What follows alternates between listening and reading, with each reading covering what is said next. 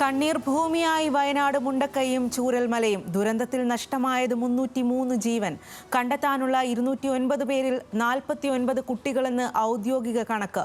തിരിച്ചറിയാൻ കഴിയാത്ത ശരീരാവശിഷ്ടങ്ങളടക്കം പ്രോട്ടോകോൾ പാലിച്ച് സംസ്കരിക്കും.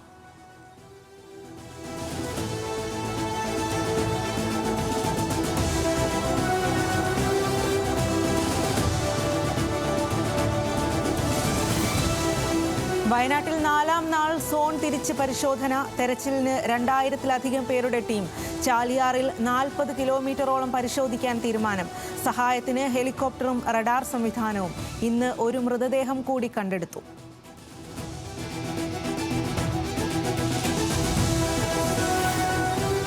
സ്ഥിതിഗതികൾ വിലയിരുത്തി മന്ത്രിതല ഉപസമിതി വയനാട്ടിൽ. രാഹുലും പ്രിയങ്കയും ഇന്നും ദുരിതബാധിതരെ സന്ദർശിക്കും. വയനാട് ദുരന്തത്തിൽ ജീവൻ നഷ്ടമായവർക്ക് ഔദ്യോഗിക അനുശോചനം അർപ്പിച്ച് കേരള ഹൈക്കോടതി.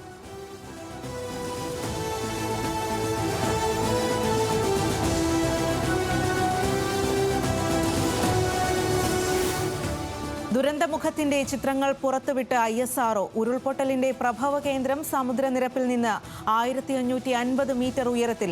പാറക്കെട്ടുകൾ ഉൾപ്പെടെ ഒഴുകിയെത്തിയത് 8 കിലോമീറ്റർ ദൂരത്തേക്ക്.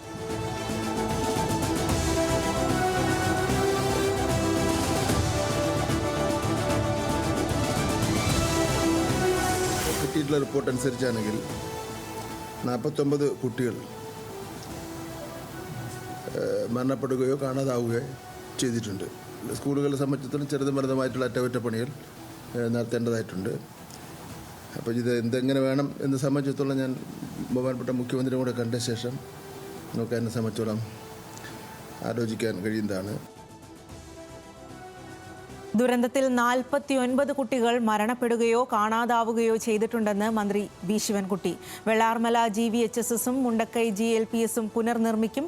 മുഖ്യമന്ത്രിയുമായി ഇത് ചർച്ച ചെയ്യുമെന്നും ശിവൻകുട്ടി.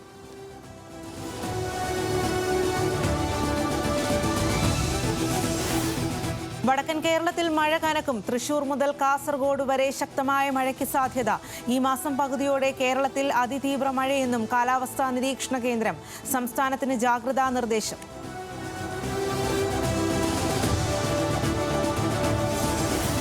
വയനാട് ദുരന്തത്തിൽ അനുശോചിച്ച അമേരിക്ക. ദുരന്തബാധിതർക്കായി പ്രാർത്ഥിക്കുന്നുവെന്ന് പ്രസിഡന്റ് ജോ ബൈഡൻ. രക്ഷാപ്രവർത്തകരുടെ ധീരതയെ പ്രശംസിക്കുന്നുവെന്നും ജോ ബൈഡൻ.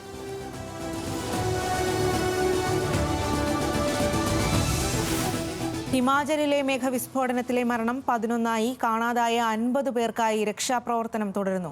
കേദാർനാഥിലേക്കുള്ള പാലം തകർന്നതോടെ തീർത്ഥാടകർ കുടുങ്ങിക്കിടക്കുന്നതായി റിപ്പോർട്ട്.